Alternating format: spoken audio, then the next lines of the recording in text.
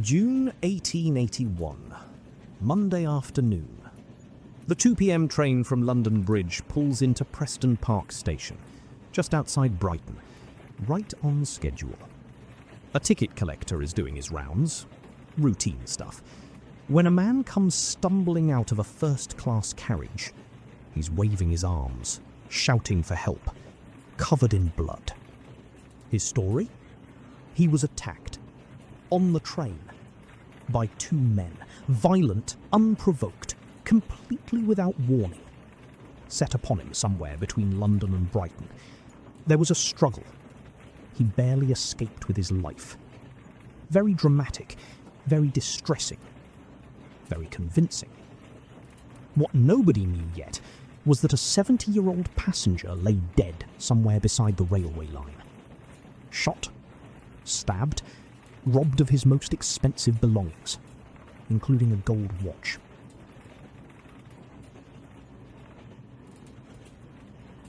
Right, welcome back. Today we're going to 1881. First-class railway carriages, a very expensive gold watch, and a young man who was absolutely not as clever as he thought he was. Before we get into it, a quick word about Victorian train travel, because it genuinely matters to understand this case.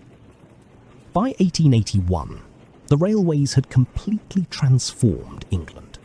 London to Brighton, a journey that had once taken the better part of a day by horse and carriage, was now a comfortable hour by rail. First class, in particular, was its own little world. Private compartments, plush upholstered seats, wood panelling, the general atmosphere of a very small, very comfortable drawing room that happened to be hurtling through Sussex at speed. And here's the detail that matters. There was no corridor connecting the carriages, no way to move between compartments once the train was moving. Once that door closed and the wheels started turning, you were entirely alone with whoever happened to be sharing your compartment. And someone, at some point, had looked at that design and seen not a comfort feature, but an opportunity. Issag Gold was 70 years old, recently retired, and by every account, an entirely decent man who had done nothing to deserve what was about to happen to him. He'd spent his working life as a corn merchant. Solid, unglamorous, respectable work, building a comfortable existence over decades of steady effort. He dressed well, carried himself with the quiet confidence of someone who had worked hard, and, at the far end of it, earned the right to enjoy the results in peace. He lived in Brighton now. Retirement suited him. He wore an expensive gold watch. The kind of watch that didn't announce itself loudly, but was unmistakably good. The kind that communicates, to anyone paying attention, that the person wearing it has done reasonably well for themselves. On the 27th of June, 1881, Issag Gold arrived at London Bridge Station and boarded the train to Brighton. His usual route, almost a daily ritual at this point. He found a first-class compartment, settled in, made himself comfortable. Another man joined him for the ride. And that, for Issag Gold, was that. He had no idea. How could he? Percy Lefroy Mapleton, the second passenger, was 22 years old. If you'd passed him on the street, you genuinely would not have looked twice. He was the picture of a young Victorian gentleman, well-dressed, well-spoken, the kind of person who knew exactly which fork to use at dinner and how to make easy, pleasant conversation with a stranger on a train. In an era where class was communicated through 100 tiny surface signals, Mapleton had every single one of them absolutely nailed. The surface was the problem, because it was just a surface. Underneath it, Mapleton was in serious trouble. The debts had been building for years. The particular kind of debt that accumulates when a person is absolutely committed to looking like a gentleman, but possesses absolutely nothing like a gentleman's income. The gap between what he owed and what he actually had grown to the point where it was no longer merely uncomfortable. It was genuinely frightening. He needed money, a substantial amount of it, urgently. And people in that position, truly cornered, watching everything they've carefully constructed beginning to crack the edges, start to look at the world differently, start noticing things they'd previously walked past without a second thought. Things like a 70-year-old man sitting alone in a first-class compartment, wearing a very expensive gold watch, taking the same train at the same time, same route, almost every single day. This was not a spontaneous decision. Mapleton had noticed Mr. Gold before. He'd studied him, watched the routine. Then he made a plan. A cold, deliberate, premeditated plan. And on the morning of the 27th of June, he executed the first part of it without a hitch. He arrived at London Bridge, found the right compartment, settled in across from Issag Gold with the easy, unhurried confidence of a young man simply catching a train, making pleasant small talk as the London suburbs gradually gave way to the Surrey countryside, rolling past the windows. Issag Gold, by all accounts, thought nothing of it. Why would he? The train rattled south through the summer afternoon, toward Brighton, toward Balcombe Tunnel, through the green and ordinary English countryside. And somewhere along that route, Percy Lefroy Mapleton made his move. The plan had been straightforward enough. Kill the man, take the watch and whatever else of value he was carrying, and be long gone before anyone realised what had happened. In practice, the plan did not go smoothly. We don't know precisely how it started. What we know is what the evidence revealed to investigators when they examined the carriage afterwards. And the carriage told quite a story. 3 bullet marks. Blood on the footboard, the mat, the door handle. Blood on a handkerchief. Blood on a newspaper left on the seat. The signs, as investigators would later note, of an extremely fierce struggle. Not a brief, clean attack, but a prolonged, violent, desperate fight. Gold was 70, but he fought. The compartment showed it. The attack was brutal. He was shot, stabbed, and beaten. And eventually, as the train approached Balcombe Tunnel in Sussex, Mapleton opened the carriage door and threw the body of Issag Gold out onto the embankment. The train pulled into Preston Park Station, just outside Brighton, and this is where everything began to unravel, because Mapleton was covered in blood. Not a little, a significant, conspicuous, impossible to explain quantity of it. His clothes, his hands, his shirt, whatever plan he'd had for managing his appearance after the fact had clearly not survived contact with reality.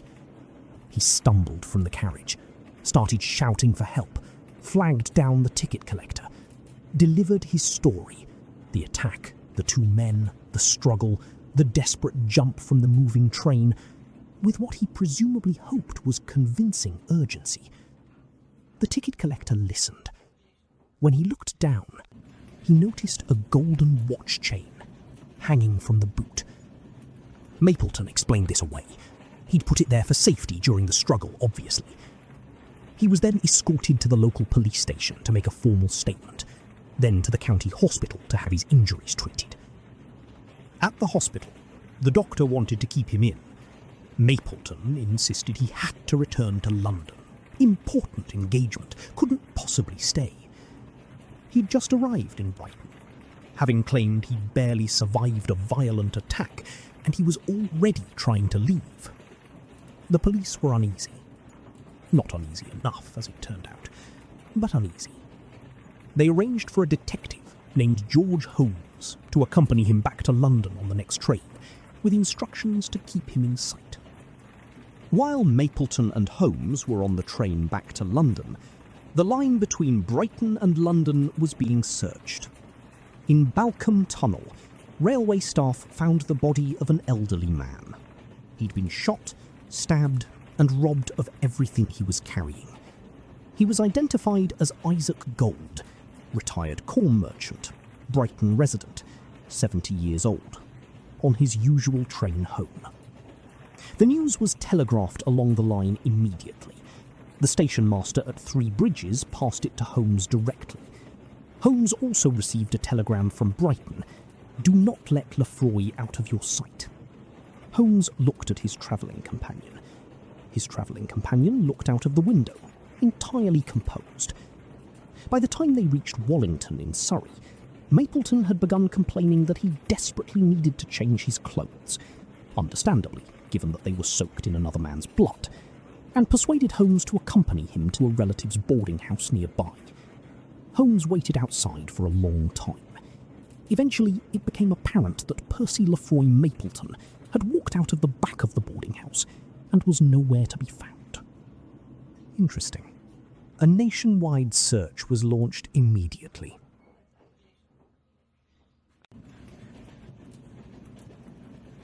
His description went out to every police force in the country. The papers picked it up. The railway company offered a substantial reward. The public, as the Victorian public reliably did with a good sensational case, became thoroughly absorbed in it. And then something happened, for the first time in British criminal history. The Daily Telegraph published a portrait of Percy Lefroy Mapleton, a drawn likeness reproduced in a newspaper, specifically to help the public identify a wanted fugitive. The artist was John Tenniel, the same John Tenniel who had illustrated Alice in Wonderland. The manhunt went on for nearly 2 weeks.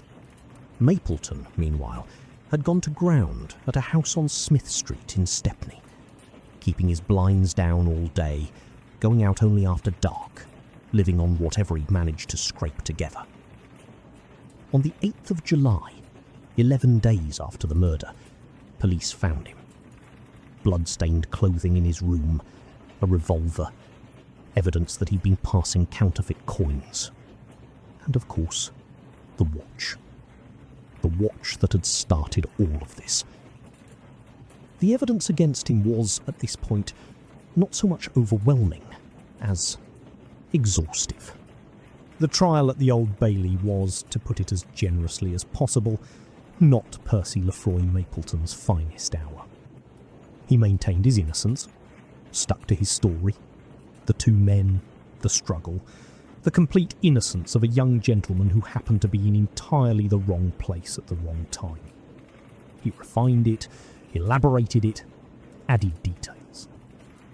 The details did not help. The witnesses the prosecution called were numerous, specific, and entirely consistent with each other. The booking clerk who'd issued his ticket at London Bridge, the guard of the train, the ticket collector at Preston Park who'd spotted the watch chain in the boot, Detective Holmes, and, perhaps most damningly, a woman who lived near the line at Hawley, who had glanced up from her garden as the train passed and seen, through the window of a first-class compartment, 2 men engaged in what she described as a violent struggle. The watch had been in his boot. The blood told the story of someone at the centre of the violence, not the edge of it. The body had been found exactly where it should have been, given where the train was when Mapleton pulled the emergency cord. His fictional attackers, violent, dangerous, and apparently so thorough that they hid a dead man's watch inside the boot of the man they'd supposedly also attacked, had left absolutely no evidence of their existence. Because they didn't exist. Under the weight of it, all of it, assembled piece by piece into something completely inescapable, the story finally gave way.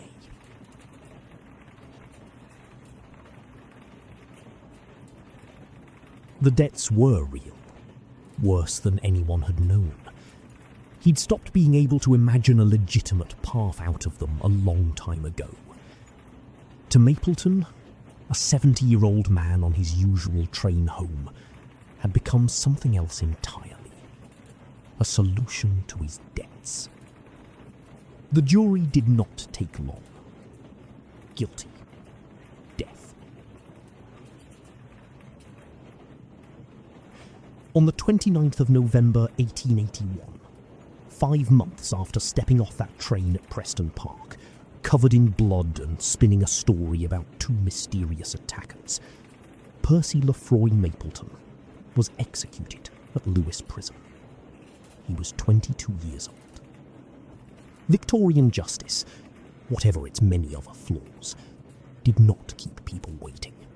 And here's why the Lefroy case deserves to be remembered beyond the crime itself, because it didn't end on the gallows in November 1881. It kept going, and the things it changed are still with us. The investigation itself, the speed and precision of it, the way individually small details were assembled into something airtight, became a model. The watch chain in the boot, the blood evidence, the witness at Hawley, the geography of the body relative to the emergency stop. Any single one of those pieces, in isolation, might have been explained away.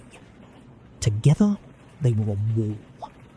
The case established, in practical terms, what systematic Victorian detective work could actually achieve, and how it should be done. The railway compartment design came under immediate scrutiny afterwards.